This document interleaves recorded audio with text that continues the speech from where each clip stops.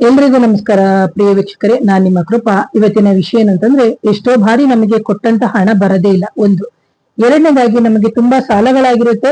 ಆ ಸಾಲವನ್ನ ತೀರಿಸ್ಬೇಕು. ಅದಕ್ಕೆ ನಾವು ಏನ್ ಮಾಡ್ಬೇಕು ಅಂತ ಹೇಳಿದಂತಹ ಸಂದರ್ಭದಲ್ಲಿ ನಮಗೆ ತಿಲದಾನ ಅಥವಾ ಎಳ್ಳು ಅಂತ ನಾವ್ ಏನ್ ಹೇಳ್ತೀವಿ, ಎಳ್ಳನ್ನ ದಾನದ ರೂಪದಲ್ಲಿ ಕೊಡುವಂಥದ್ದು. ನೀವು ಅದನ್ನ ಉಂಡೆಗಳ ರೂಪದಲ್ಲಿ ಅಥವಾ ಅದಕ್ಕೆ ಸ್ವಲ್ಪ ಬೆಲ್ಲ ಕೊಬ್ಬರಿ ಮಿಶ್ರಿತ ಮಾಡಿ ಉಂಡೆಗಳನ್ನ ನೀವು ಅದನ್ನ ನೀವು ದಾನ ಅಂತಾನೆ ತಗೊಂಡು ಕೊಡ್ಬೇಕಾಗುತ್ತೆ. ಒಂದು ಎರಡನೇದಾಗಿ ನೀವು ಕಬ್ಬಿಣದ ವಸ್ತುಗಳು ಅಂತ ಹೇಳಿದಾಗ ನಿಮ್ಗೆ ಬಾಂಡೆ ಆಗಿರ್ಬೋದು, ಕಬ್ಬಿಣದ ತವಗಳು ಅಂತ ಸಿಗುತ್ತೆ. ಅದನ್ನು ಸಮೇತ ನೀವು ದಾನದ ರೂಪದಲ್ಲಿ ಸಮೇತ ಕೊಡ್ಬೋದು. ಹಾಗೇನೇನೆ ಯಾರಾದ್ರೂ ಸಾಧು ಸಂತರಿಗೆ ನೀವೇನ್ ಮಾಡ್ಬೇಕಾಗುತ್ತೆ ಅಂದ್ರೆ ಪಾದರಕ್ಷೆಗಳನ್ನ ನೀವು ಕೊಡ್ಬೇಕಾಗುತ್ತೆ. ಇದರಿಂದ ಏನಾಗುತ್ತೆ ಅಂದ್ರೆ ನೀವು ಕೊಟ್ಟಿರುವಂತಹ ಹಣ ನಿಮಗೆ ವಾಪಸ್ ಬರುತ್ತೆ. ಹಾಗೇನೇನೆ ನಿಮ್ಮಲ್ಲಿ ಏನು ಕೊಟ್ಟಿರುವಂತಹ ಸಾಲಗಳು ಸಮೇತ ಬರದೇ ಇದ್ದಂತಹ ಸಂದರ್ಭದಲ್ಲೂ ಸಮೇತ ಈ ಎರಡೂ ರೀತಿಯ ಪರಿಹಾರಗಳನ್ನ ನಾನು ಹೇಳಿದ್ನ ನೀವು ಮಾಡ್ಕೊಳ್ತಾ ಹೋಗ್ಬೇಕಾಗುತ್ತೆ.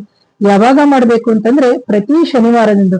ಈ ತಿಂಗಳು ಶನಿವಾರ ಮಾಡಿದ್ರೆ ಖಂಡಿತವಾಗ್ಲೂ ಮುಂದಿನ ತಿಂಗಳು ಶನಿವಾರನು ಮಾಡ್ಬೇಕಾಗುತ್ತೆ. ಇದು ಸತತವಾಗಿ ಒಂದು 6 ರಿಂದ 8 ತಿಂಗಳು ಮಾಡೋಷ್ಟೊಳಗಡೆಗೆ ನಿಮಗೆ ಏನು ಪರಿಹಾರಕ್ಕೆ ದಾರಿಯಾಗುತ್ತೆ. ಮೇಡಮ್, ನಮ್ಗೆ ಎಳ್ಳುಂಡೆ ನಮ್ಗೆ ಆಗ್ತಾ ಇಲ್ಲ ಅಂತ ಹೇಳಿದಂತಹ ಸಂದರ್ಭದಲ್ಲಿ ಎಳ್ಳಿನ ಎಣ್ಣೆ ಅಂತ ಏನಿದೆ, ಆ ಎಳ್ಳಿನ ಎಣ್ಣೆಯನ್ನ ಸಮೇತ ನೀವು ಅಡಿಗೆಗೆ ಸಮೇತ ಯಾವುದಾದ್ರೂ ಸ್ಕೂಲ್ಗಳಿಗೋ ಅಥವಾ ಯಾವುದಾದ್ರೂ ದೇವಸ್ಥಾನದಲ್ಲಿ ಅಡಿಗೆ ಮಾಡುವಂತಹ ಸಂದರ್ಭದಲ್ಲಿ ಆ ಎಳ್ಳನ್ನ ನೀವು ಎಣ್ಣೆಯನ್ನ ತಗೊಂಡೋಗಿ ಕೊಡ್ಬೋದು. ಎಳ್ಳಿನ ಎಣ್ಣೆಯಲ್ಲೂ ನೀವು ಅಡಿಗೆಗಳನ್ನು ಮಾಡ್ತಾರೆ. ಯಾಕಂದ್ರೆ ನಾವು ಪುಳಿಯೋಗರೆ ಮಾಡ್ಬೇಕಾದ್ರೆ ಅದಕ್ಕೆ ಹೆಚ್ಚಾಗಿ ಬಳಸ್ತೀವಿ. ಇಲ್ಲದಿದ್ರೆ ಯಾವ ಸಂದರ್ಭದಲ್ಲಿ ಪುಳಿಯೋಗರೆ ಮಾಡ್ತಾರೆ ಅಂತ ತಿಳ್ಕೊಂಡು ನೀವೇ ನಿಂತು ಸಮೇತ ಹಾಕಿಸ್ಬೋದು.